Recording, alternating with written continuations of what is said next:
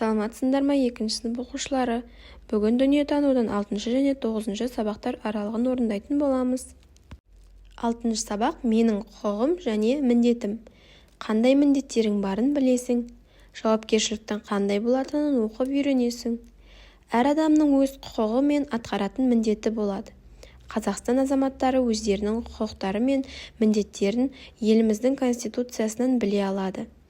Осы елдің негізгі ата заңы деп те атайды. Конституцияда көрсетілген құқықтар мен міндеттерді орындау әр азаматтың борышы. Құқық Қазақстанның әр азаматына берілетін заңды мүмкіндік.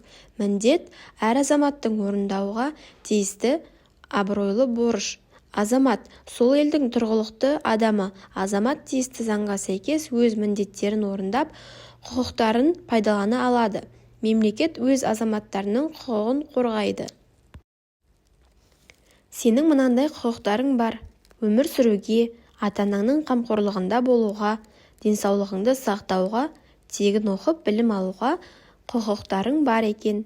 Әр адамның орындайтын міндеттерімен таныс. Әр азамат отанын қорғауға міндетті, айналасындағы табиғатты қорғауға міндетті, тарихи және мәдени ескерткіштерді қорғауға міндетті. Өз ісіне жауапкершілікпен қарауға міндетті.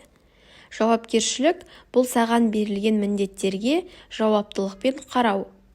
Басқа адамдардың құқығын құрметте. Құқық болған жерде міндет пен жауапкершілік те болатынын есіңнен шығарма. Жарайсыңдар, келесі 7 сабақ отан үшін аянба. Қоғамға қызмет етудің не екенін білесің. Сен отан деген сөзге мағынасы жақын қандай сөздерді білесің? Отан сөзінен шыққан отандас, отаншыл деген сөздер бар.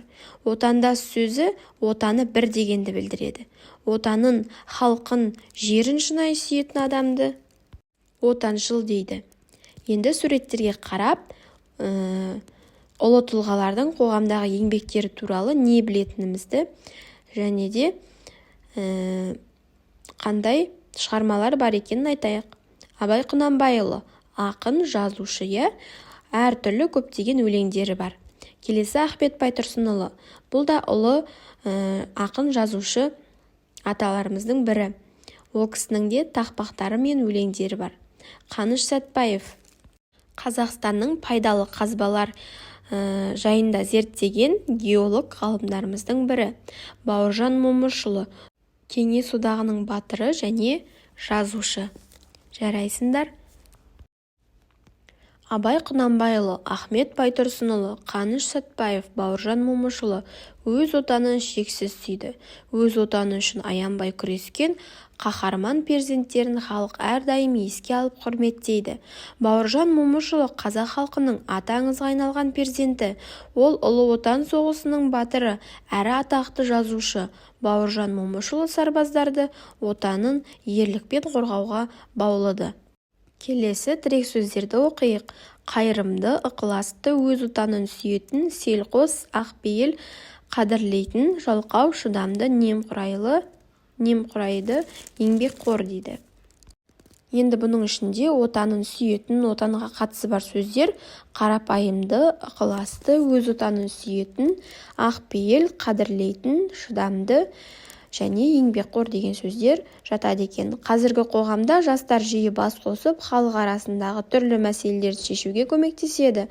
Оларды еріктілер, волонтерлар деп атайды. Еріктілер адамдарға өз еркімен көмектесетін адамдарды айтады екенбіз.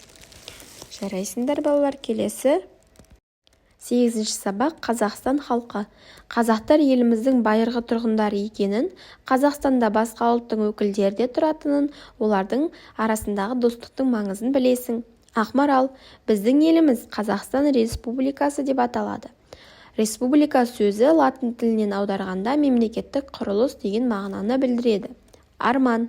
Қазақстан Республикасының байырғы тұрғыны қазақтар.